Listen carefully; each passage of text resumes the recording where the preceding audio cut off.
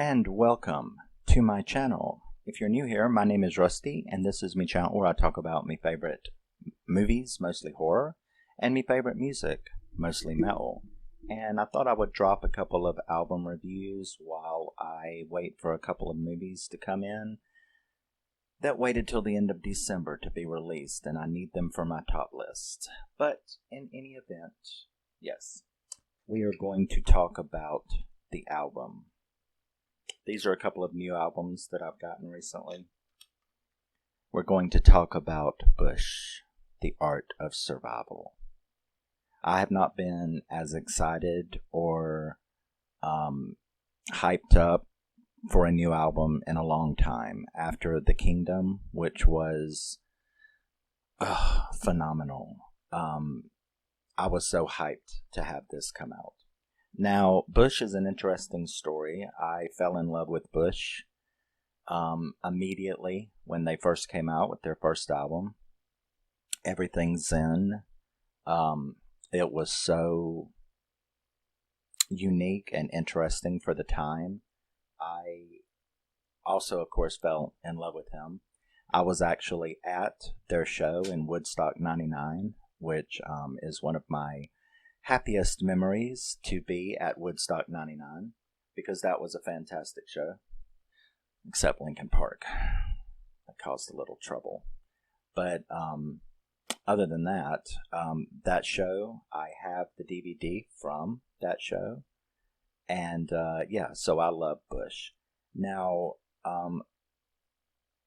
Bush is an interesting story in their evolution. Bush hit a rough patch.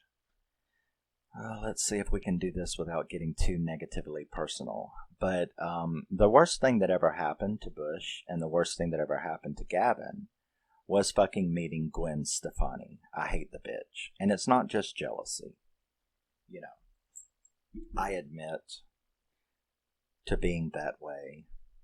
I used to, like in the teen heartthrob magazines when I was a teenager in high school, when Ralph Macchio or Matt Dillon or Emilio Estevez or Rob Lowe or whoever I was fascinated with, would have their pictures with their girls on the runway, on the red carpet or something. I admit to being petty enough to cut the bitches out of the pictures and then put the pictures on my wall, so I admit that. But so it's not it's not that.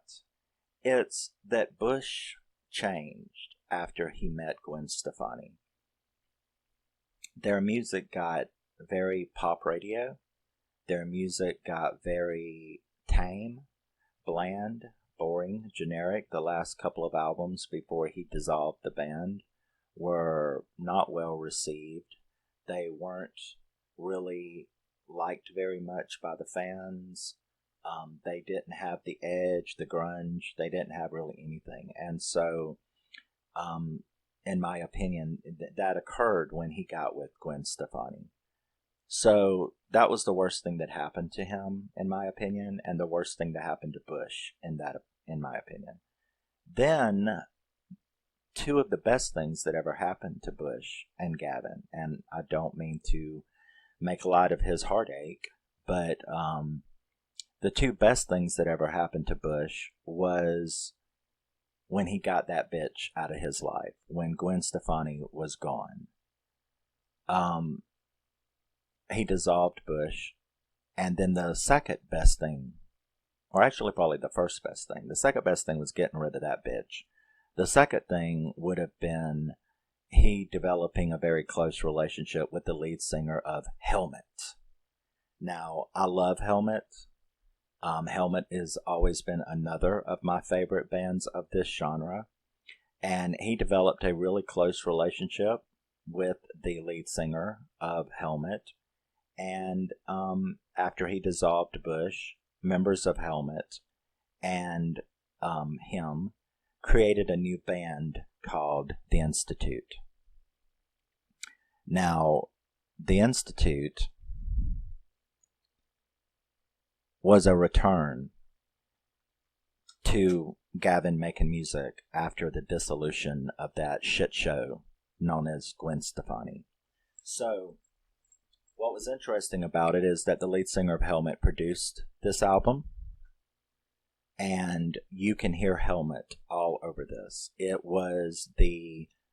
is the formation of the new Bush sound, which is still Bush, but combined with Helmet, and there could be a no sweeter cocktail to me in my ears, and obviously to the fans, than Bush and Helmet joining together and making a new sound.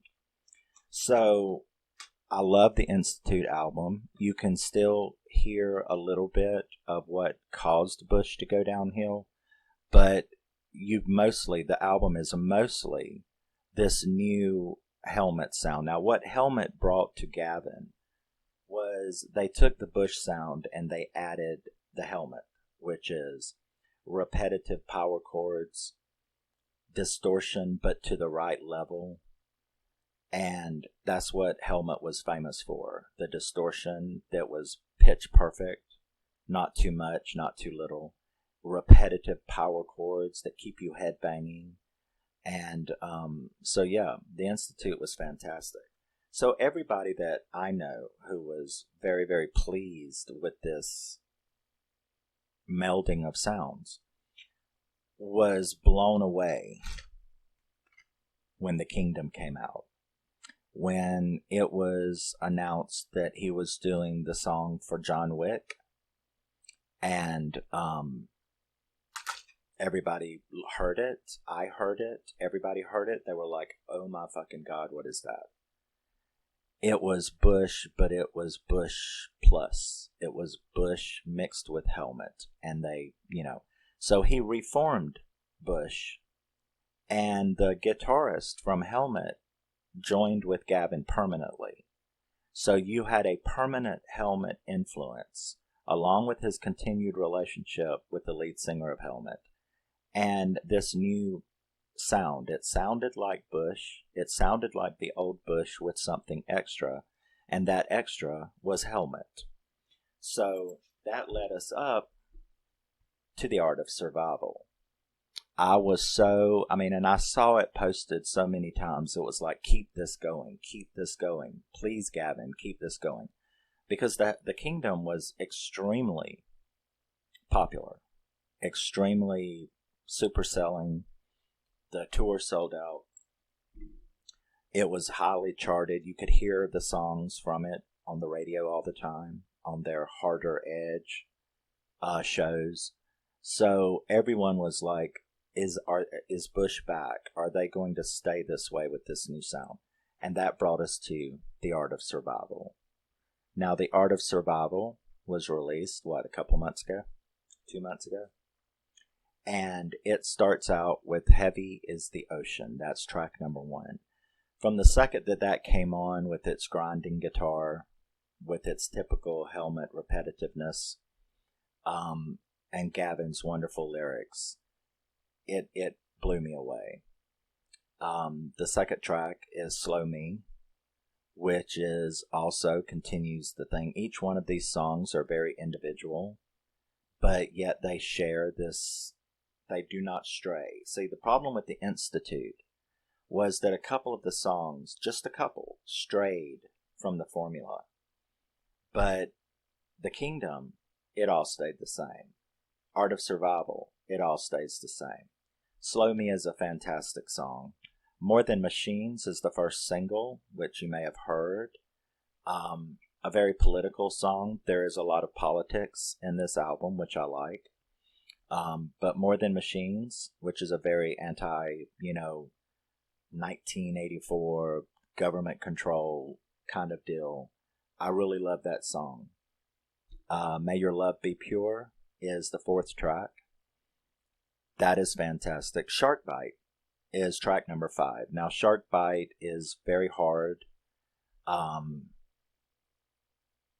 It definitely takes me back to the middle of Helmet's career, and that's what it is that the new Bush sounds like Helmet mixed with Bush, but the Helmet of like their third or fourth album, which is my favorite, Afterburn, is that what it's called? I'd have to look at it. I'd have to go find it.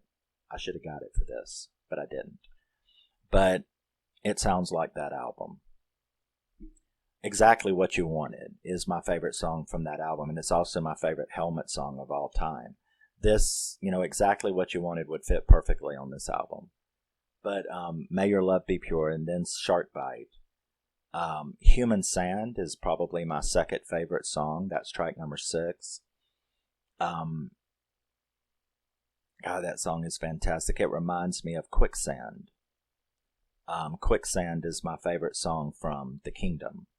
And Human Sand is like my second favorite song from this album. Kiss Me I'm Dead is... I really, really love that song too. It's a mid-tempo song. Identity is another good politically oriented song. We get down to number 9, which is the only ballad on the song. And I have a real problem with that word, ballad, because before he dissolved Bush, those last couple albums, they did have what you could call a ballad, and I'm not a ballad person. Well, when I want to listen to metal and grunge anyway. But I'm not a ballad person, and that was one of the reasons. Those couple of albums had too many of those radio pop ballads, and I don't think that Bush can be called radio pop ballads. So, Creatures of the Fire is absolutely a phenomenal song, but people want to call it a ballad because it's slow. But I really don't call it a ballad. I don't think that Bush makes ballads because of the guitar work that's going on. Yes, it's slow. Yes, it's melodic. But it's powerful. And you have the Helmet power chords going from the guitarist. And but it's still what you would consider the slowest, mellowest song on the album. And I just want to get up and sway and dance around the room in some hypnotic state. And that's not really what a ballad does. A ballad kind of makes you, oh, isn't that sweet, Well, this isn't Dolly Parton, I Will Always Love You. That's a ballad, Creatures of the Fire, well, I guess, there were hair metal ballads, which I hated them. And then there are grunge ballads. Grunge ballads are different, like Soundgarden or Alice in Chains and Bush. The idea of grunge ballads is sort of a little genre of its own, but I guess you could call that a grunge ballad, Creatures of the Fire. Now, Judas Is a Riot is my third favorite song off this album, and this is where we can talk about lyrics. One of the reasons that there are two types of lyricists. There are in your face, which I love. Like, let's say Courtney Love. Courtney Love, her lyrics, she's one of the best lyricists in my opinion. She's like up there with Bob Dylan and shit. Whatever you think about her personally, I'm talking about the words that she writes. Courtney Love, her lyrics are very in your face. I mean, well, they would have to be if you're going to do songs like Stand Up Motherfucker, which is a song from her rehab demos, which is, come on, stand up, motherfucker, let's go. She's going to beat the hell out. It was about some reporter. You can imagine she had problems with reporters, but Stand Up Motherfucker was about, hypocrites who attack her. And then Skinny Little Bitch, that's another one. How much more in your face can you get than Skinny Little Bitch, And that was about a female reporter who kept fucking with her, and she was going to beat her ass, and was like, come on, let's go. But so Courtney, so there's that kind of lyricist that's very obvious what they're saying, very in your face. Not really a lot of room to wonder, what are they talking about? No, you don't. You can't listen to a Courtney Love song and not know what she's talking about. But then you have the other kind, and that's the eccentric lyricist.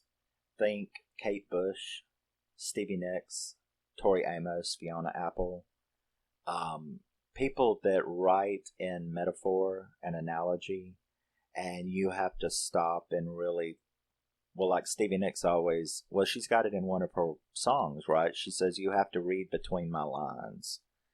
And he ranks with them. Gavin's lyrics are phenomenal, but they are intellectual lyrics that you have to stop and go, what does that mean?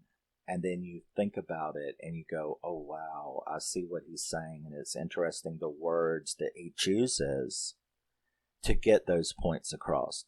Now, Judas Is a Riot, like I said, it's probably tied for second place with Sharkbite for me. Very, very political song. And I'm going to, a couple of lines from the chorus of Judas Is a Riot will illustrate to you what I'm talking about, Gavin being such a fantastic lyricist. Okay. Judas is a riot. Party at your house. Get up on the dance floor. Do the Kool-Aid, twist and shout. Okay. Judas is a riot. Okay. What is Judas? Who is Judas? A traitor. You're a Judas. You're a traitor. Judas is a riot. So it's a riot of traitors. Party at your house. Your house, my house. Where is our house? Party at your house. The Capitol. The White House. The capital of the United States. So, riotous traitors have a party at your house. The Capitol. Get up on the dance floor. What is a dance floor? You don't have a dance floor in your house unless you're, I started to say a name, but unless you're pretty damn rich. But a dance floor is a place to exhibition. It's Saturday Night Fever, right? You get up on a dance floor to exhibit your dancing. You're dancing in front of people. You're exhibitioning. You're being an exhibitionist on the dance floor. So get up on the dance floor. Well, they certainly got on the dance floor. On social media, on the news. Many of them are going away for 8 to 10 years right now for their exhibition on the dance floor. Do the Kool-Aid, twist and shout. Well, they certainly did the twist and shout. And bust and tear and scream and bust shit down. So they did the twist and shout. But what is do the Kool-Aid, twist and shout? Well, what does Kool-Aid mean in pop culture? What do we know when we think of Kool-Aid? Drinking the Kool-Aid. He drank the Kool-Aid. You drank the Kool-Aid. A cult. Jim Jones. The Guyana. The Jonestown Massacre. It's not really a massacre. Most of them did it themselves. But, so, Judas is a riot. Party at your house. Get up on the dance floor. And do the Kool-Aid, twist and shout. A bunch of traitorous rioters partied at the house, exhibited themselves, and they were all drunk on the cult Kool-Aid. Now, that might piss a lot of you off out there if you happen to be a right-wing fascist watching my channel, which I wouldn't understand why. But, there you go. I just thought that was a perfect analogy to show you what I meant about his lyrical ability to write. He is an absolute lyrical genius, and he doesn't write like Courtney Love, which is like in your face. She would have just said it. But he said it in a manner in which that you have to think about it. Judas is a riot, party at your house, get up on the dance floor and do the Kool-Aid, twist and shout. What the fuck does that mean? But if you stop and you think about it and you listen to the rest of the song and you understand that this has only been released 2 months ago and it's talking about a few political things in this thing, you know what it's about. And his ability, and he's always been, the chemicals between us, all of their songs, he as a writer is very Stevie Nicks, very Kate Bush, very abstract, read between my lines, and that's what I love about him. Now, song number 11 is Gunfight. Gunfight is it. Gunfight is my favorite song from this album. And it's a little, never bring a knife to a gunfight. It's got a little politics in it too. Most of these things do. It's fucked up romance and politics. That's what this album is full of. The art of survival, right? You've got to survive life, which he's got a lot of, and you've got to survive love, which is part of life. So the art of survival, that's what I think that this means based on the content of the songs. So we have Gunfight, which is my absolute favorite song on this album. And then we have the only other slower tempo song, because this album really Helmet style plus Bush style grungy rock through the whole thing. And 1,000 Years is the last track. And it's not as mellow as Creatures of the Fire, but it's the second, I guess what you would call slowest tempo on the album. So, and it is absolutely, I wish I could live for 1,000 years. It's fantastic. It is a beautiful, beautiful song. But all the while, you have these crunch. That's what Helmet was known for, was the crunch. And then you had that typical Bush sound. The melding of these two bands, which is what the new Bush has been since Institute. Since this album, which is where they tested the theory. Now, why didn't they continue with Institute? Because Institute sounds too much like Bush, number one. And number two, there was already a band called the Institute. So I think they had some issues with that. But the Institute was sort of like a test run of this new Bush plus Helmet sound. If you don't have this, you really should. If you're a Bush fan and a Helmet fan. It was produced by the lead singer of Helmet. Sounds a lot like Helmet. And then The Kingdom was when Bush got back together and said, we're back with this new melded sound. And they followed it up with one of pretty much the best album of 2022. And that is The Art of Survival. This is an absolutely fantastic, hard, crunchy, grungy, distorted, everything that made Everything Zen and those first couple of albums and The Kingdom, everything that made those albums the phenomenal masterpieces that they are, is in this album. So, yes, that is Bush, The Art of Survival. 10 out of 10. I absolutely love this album. It strikes every grunge chord, every hard rocking chord that I need out of a quasi-grunge, alt-grunge band. And they are definitely back, and I hope that they continue to stay just like they are. You do know that the lead guitarist of Bush is the guy from Helmet. So, yeah, I absolutely love it. It was one of the most wonderful occurrences in my life was to have Helmet and Bush meld together because they were both two of my favorite bands.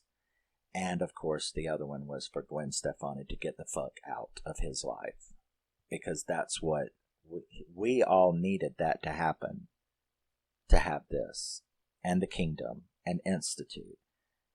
And I'm glad he's happy, and I'm glad he's got success, and I'm glad he got away from that fucking radio bitch. Okay? That's just it. That's the way it is. And that's what I'm going to say. It's my story. I'm sticking to it. It's all about the music, though. But, yeah. Bush, The Art of Survival. Absolutely fantastic. 10 out of 10. Love it, love it, love it. And I will see you in the next thing I do. Like I said, I'm going to try to do more album reviews. After all, horror and metal, Red Rusty 66. I should be doing more music. It's winter time and I'm not going to headbang on camera during winter, so. But I can do music reviews, so. See you in the next one. Thank you very much. Love you, miss you. Bye-bye. Always remember, never forget, you're a very, very special person. Even if you like Gwen Stefani. See you in the next one. Bye-bye.